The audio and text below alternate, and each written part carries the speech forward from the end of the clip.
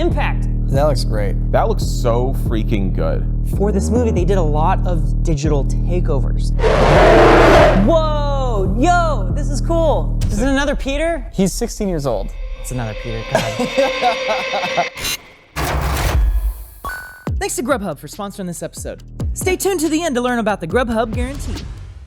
Hey, what's up? Welcome back to another episode of Visual Effects Artists React. That's right, you've seen the thumbnail. We're taking a look at Luke Skywalker today because we have some thoughts. We did some videos last year about this sort of thing, and ILM, honestly guys, I kind of feel like ILM did a bit of a mic drop here. So last year, they had Luke Skywalker appear in The Mandalorian, and it's this moment in time where we're seeing TV shows attempting visual effects shots that were incredibly challenging, industry-shattering effects. However, the original Luke Skywalker was it was kind of a deep fake, and it was a whole lot of compositing on top of that, and it felt very, very stiff. And a lot of people had criticisms about how it forced Luke Skywalker to be this very static character. So ILM's like, well, I'm playing basketball, let me just work on my dunks, and then they did this.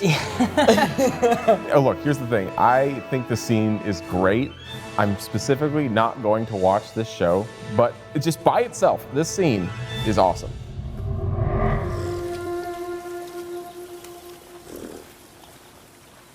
That looks great. That looks so freaking good. Damn, that's a face. I love it's here's the most advanced recreation of a human with this alien puppet.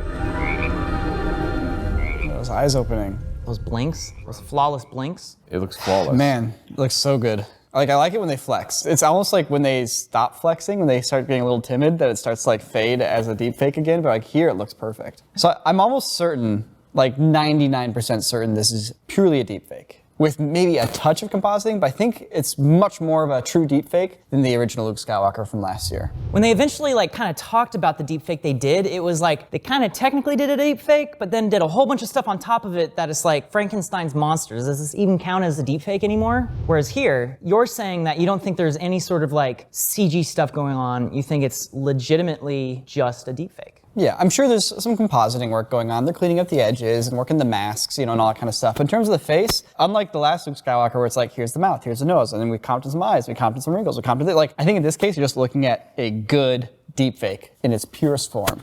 He once said to me, size matters not. Watching this on mute, I personally think it's almost flawless. And the only reason I say almost is because I know it's CG. Yeah. The only real criticism you can make on this scene is the audio and the lip sync, because they tried to use an AI voice synthesis to recreate his voice. The moment you hear the audio, you're like, I feel like a voice actor would have been a better move.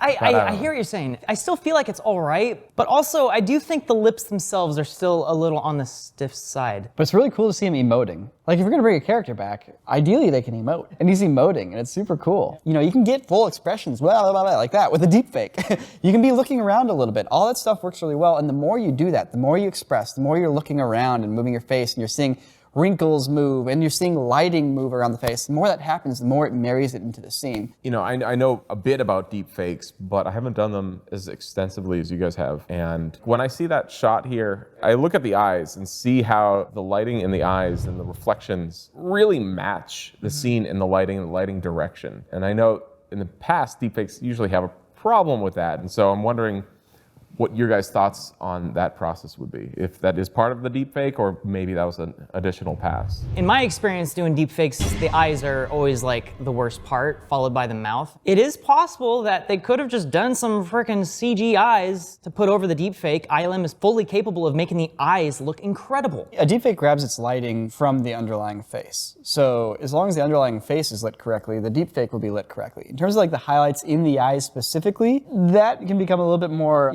iffy, but that's an easy enough thing just to composite in. Whether you're cleaning up the eyes and making them a little bit crisper and clear, or just even putting a highlight into the eyes. Feel the force all around you. So something that stands out to me here is that, not in a bad way necessarily, but they're being very, very careful with the deepfake. There's no direct sunlight on his face, ever. There's no shadows being cast on his face. Because when you have patterns of shadows in the face, that becomes very, very difficult to reproduce with the deepfake. The sunlight's kind of behind and above, but even so, you're not getting any splash of light on his cheeks. You're specifically talking about dappled lighting on his face. Yes. You're right, Yeah. I didn't even think about that. That would confuse the hell out of a deepfake program. Yeah, deepfakes can kind of do like shadow patterns on your face, but it in no way is it going to hold up at the level it would need to hold up for this show. This is what indicates to me that this is a deepfake, is because they are avoiding every single weak spot of deepfakes and focusing on the strengths. But also notice how when the lighting becomes kind of this flat frontal lighting here, it starts to feel a little bit more like it's a video of Mark Hamill's face pasted onto the footage. Just a little bit it has that feeling, whether it's like shadows under his nose and in his mouth being a bit of a different feel than like the dark of his jacket, or things having just a touch of grain or sharpness, or the lighting not quite being exact. You can't really put your finger on it, and it's interesting because it has a different look. Like we can really spot CGI. We can spot like 3D models. They just have a certain look to them, right? And we can really spot when something's composited, the way that like the lighting doesn't quite match sometimes, or shadows aren't quite playing, or edges are not quite blended. But deepfakes and other AI-generated imagery has this weird like pseudo-painterly look. It's almost as if like the best photoreal painter in the world was just going there and just busting out frames as fast as they could, and you're like, this looks really good. It looks painterly, but it's not painted. What is it? And I really like that we're entering this new generation of visual effects that has a completely different look from the CGI, the models and miniatures and the photographs and the painting that we've been used to for years. And now it's this deep DGI, deep generated imagery. It's generative art. Generative it's art, generative yeah. art, because it's like it's being generated. It's literally a computer painting. I guess it's technically still CGI, but CGI up until this point has always referred to 3D models. And now we're getting into CGI, computer-generated imagery, that's generated through neural networks. Can you go to our deepfake? I've been staring at this like perfect, flawless, high-level ILM deepfake. I just want to see how ours looks in comparison now. Dean. It looks like Dean. It is very square-jawed. And long-necked. It's got Dean's posture. But I'm looking at Luke. The face itself is not that far off in fidelity from the Luke Skywalker that they have. Like that shot right there, pretty much actually right on par with it, if I'm gonna be frank. We're having to look at just this part though, you know? Yeah. It's like the hair is all weird, there's a lot of neck showing, and you know, it's like the face shape is different. Those are the constraints that we literally can't get around, and we're just doing what we can. But the thing that we can do here is the face, and you know what? I kind of agree, it does still hold up. You know what? We weren't that far off. I'm proud of our work. And not bad. Good work. But Disney's now made a better CGI Luke Skywalker. To the people that think that deepfakes are like a threat to the truthfulness of media, I just want to point out, visual effects have been around for a long time. Deepfakes are just a very tiny part of an overall world where we can fake whatever we want. So I wouldn't worry about it. Or, I mean, just follow my rule, which is, you know, anything you see on a screen, assume it's not real. That's That's a good rule too, honestly. Skepticism. In time, you will help them accomplish wonders. We're gonna look at some effect shots that I took from the comments of a video recommending we look at Man of Steel. Have we looked at this yet? I don't think we've looked at this scene. I honestly don't think we've looked at anything from Man of Steel. That's crazy, because I there's know. so much stuff in here. It's I know. crazy. The craft he arrived in, where is it? So I'm super happy we're finally watching this sequence, because it marks the beginning of a huge Hollywood trend. Also, those suits, not real. Okay, well, yeah, so yeah, you really diminished the impact. I mean, this is what I'm saying.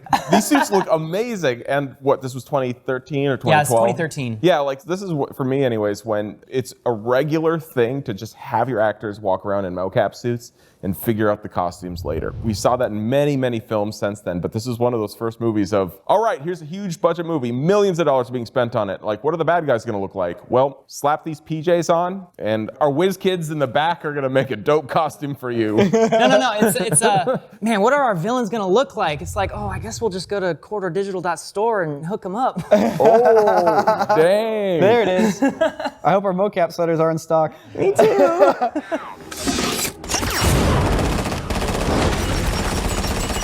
For this movie, they did a lot of digital takeovers. They would film for real in one shot, and they would know that they're gonna whip the camera over here and move to this spot, and it would have to be digi-doubles between them on top of a digi environment to make it all work. They had this rig, I think they called it the Shandy camera. It was essentially a pipe with 6 cameras on it. They would have Superman like go through his poses, and they would take pictures for actual animation keyframes. And so they can kind of see it from a few different angles. And so when they recreated the 3D geometry for Superman, they could project that onto him from various angles to help with the transitions. But they also brought out this crazy camera rig that would capture these super high-res HDRIs, essentially. They also had a very high-quality LiDAR scan of the entire set. And each of those times that they would create these super high-quality HDRIs, they would project that onto the geometry. And you would end up with 2.5D projections of the entire town. And so they were able to basically line up one shot inside of that whole 3D town and then whip the camera over to the next shot. And because everything is in the correct spot and looking realistic enough,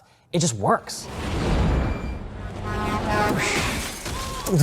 Just that impact. Something that I've noticed that works really well here is the animation. The animation for the characters is very good because they take correct account of momentum and mass. I see this a lot in movies where someone will jump and their upward speed won't really be fast enough to warrant how far they go, and you end up with people like doing like these weird runny things because they're trying to merge it with how we always used to do it, which was on wires. You have a person being lifted up. But when you're being lifted up by wires, you cannot go at the speed you would have to go if you were to jump 100 feet in the air. The sense of speed is really nice, and up until they could do 3D doubles, there wasn't any way to really accurately show what a powerful punch would look like and how you'd react to that, because for your actors to move at that speed, they'd break their necks and get concussions. So now they can do 3D models. You can actually see how hard a hit would look. Like that throw, like that's a real speed you need to throw somebody at.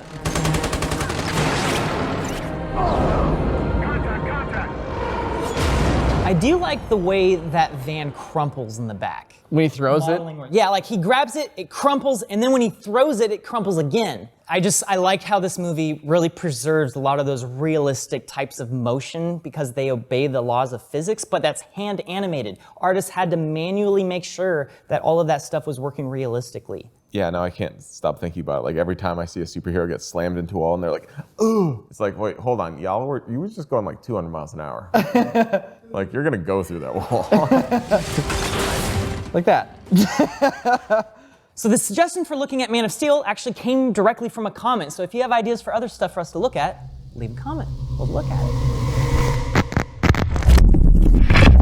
Backrooms. Wait, what These is guys this? haven't heard of the back rooms. I somehow missed this if it got 16 million views in the last month. It says in parentheses found footage, so what you're about to show us is entirely real? 100%. Yes. Just hit play. Hello? Oh, it's one of these types of videos. There's a whole genre of like horror short films on YouTube, which is like this concept of like strange office industrial spaces and like walkthroughs of them, and there's this weird surrealist horror quality to them. I love it personally. They've definitely nailed the VHS look. Hello? Someone was there.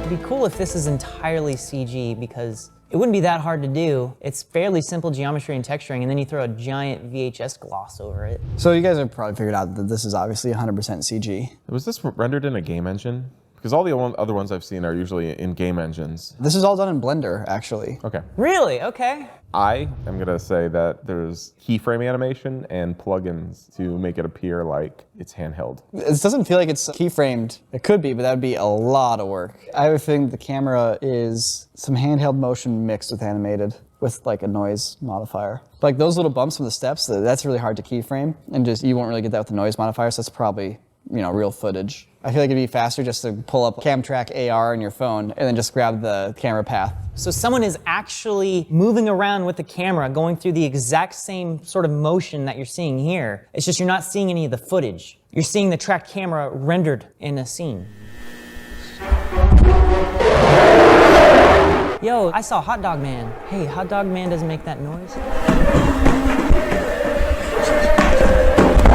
Whoa, yo, this is cool. We got the friggin' infinity hallways. I'm super down with this kind of stuff. This is super cool and eerie. So one of the reasons this looks so photoreal is because this is the kind of lighting environment that a lot of CGI technology has advanced towards being able to replicate well. It's basic environments. There's also not a whole lot of really complicated materials. You're looking at basically paint, wallpaper, glossy wooden floors, that kind of thing, with small light sources, and it's all about calculating the global illumination, how that light bounces around things. The other thing is, imperfections are really important to make stuff look photoreal. And if you had these big environments, it'd be really hard to go through and do all the detailed little imperfections to make it look real. So this is a situation where you slap that VHS filter on top, and then suddenly all those imperfections are just there because it's just noise and grain on top of the screen, and all the little details become hard to see and hard to read. Kane Parsons, I think that's the name of the kid who made this. Child.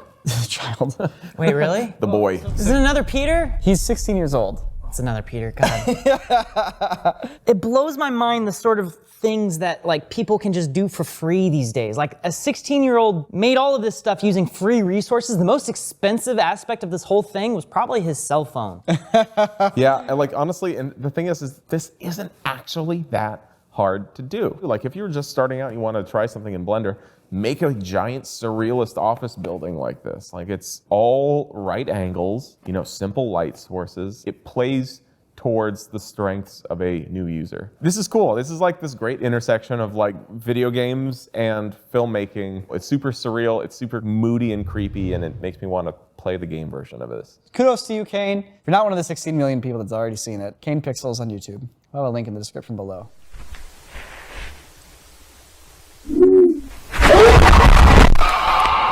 I must admit, they gave me chills. Thank you so much for joining us on this episode of Visual Effects Artists React. Hope to see you next Saturday. And hey, consider subscribing if you don't want to miss a single video, because we upload other videos besides Visual Effects Artists React. They generally come out on Sundays, but let's pretend it's a mystery, and the only way you'd know is if you subscribe. And 42% of you guys know. Michael, come on, Michael, subscribe. You've already watched like 20 of our videos now. No, I see you there, Gorbachev. Hey, and to the one zonky that's out there, what's up? Zonky.